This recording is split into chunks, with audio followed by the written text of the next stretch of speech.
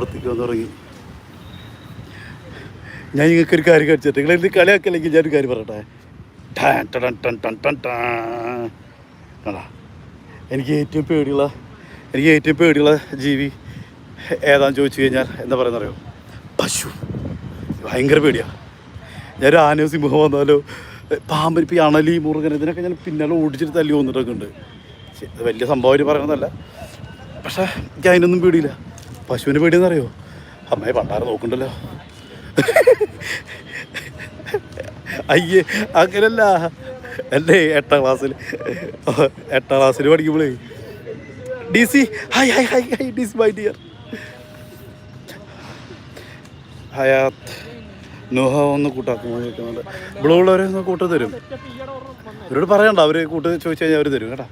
കണ്ടാ എൻ്റെ ശത്രുക്കൾ നിൽക്കുന്നതാണ്. എൻ്റെ ശത്രുക്കൾ 3 പേര്. ഇവൻ്റെ നോട്ടം ശരിയല്ല. പിന്നെ എന്താ കാര്യം എന്നറിയോ?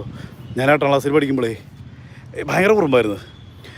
അപ്പോൾ പാടത്തേക്ക് ക്രിക്കറ്റ് കളിക്കാൻ പോകുമ്പോൾ ഒരു പശു ഇങ്ങനെ ഭയങ്കര വലിപ്പമില്ല, അന്ന് ചെറുതുമല്ല, കൊമ്പൊക്കെ ഉണ്ട്. എന്നിട്ട് ഇതിന് ഞാനിങ്ങനെ വെറുതെ ഇങ്ങനെ പുല്ലൊക്കെ എടുത്തിട്ട് തിന്നാൻ കൊടുക്കുന്ന പോലെ ഇങ്ങനെ കാണിക്കും. അത് കൊടുക്കൂല.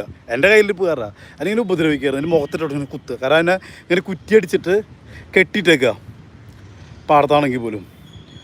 അപ്പോൾ ഒരു ദിവസം ഇപ്പോൾ വണ്ടാരത് എന്തിനാണ് നോക്കുന്നതിന് കെട്ടയച്ചിട്ട് വരും. കണ്ടാരപ്പം അതിന് കുത്താൻ തോന്നുന്നുണ്ട്.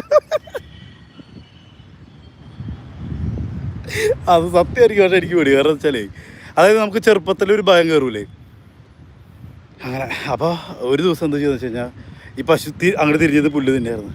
ഞാനിങ്ങനെ അതായത് ഇങ്ങനെ പോയിട്ട് അതിൻ്റെ വാല് പിടിച്ചൊരു വലിച്ച് ഇത് മാത്രം ഓർമ്മയുള്ളൂ. ഇത് ഇങ്ങനെ തിരിഞ്ഞൊരു വരവ് വന്നു. അപ്പോൾ ഈ കുറ്റി അടിച്ചിട്ടായിരുന്നു അത് പറഞ്ഞു. അപ്പോൾ ഇപ്പം ഈ കൊയ്ത്ത് കഴിഞ്ഞ് കഴിഞ്ഞാലേ നമ്മളവിടെ പയറിടും. അപ്പോൾ അതിന് വേണ്ടി എന്താ വെച്ചാൽ ട്രാക്ടർ വെച്ചിട്ട് ഇങ്ങനെ മണ്ണ് ഇങ്ങനെ ഉഴുന്നിടും. അങ്ങനെ ഉഴുന്നത് കൊണ്ട് എനിക്ക് കുത്ത് കിട്ടിയില്ല. ഞാൻ വരുമ്പം കൂടെ കുറച്ച് ഓടിയിട്ട് തിരിഞ്ഞു നോക്കിയപ്പോൾ ഈ പണ്ടാരം പിന്നാലെ വരിക. എന്നിട്ട് ലാസ്റ്റ് ഞാൻ പാടത്തുനിന്ന് ഇത്തിരി ഹൈറ്റ് കയറി ഒരു പറമ്പിലേക്ക് കയറി അതുവരെ എന്നെ ഓടിച്ചു. ഇത് മനസ്സിലായ അപ്പം തൊട്ടാർവാടിയും അതും ഇതൊക്കെ പിടിച്ചങ്ങനെ കയറി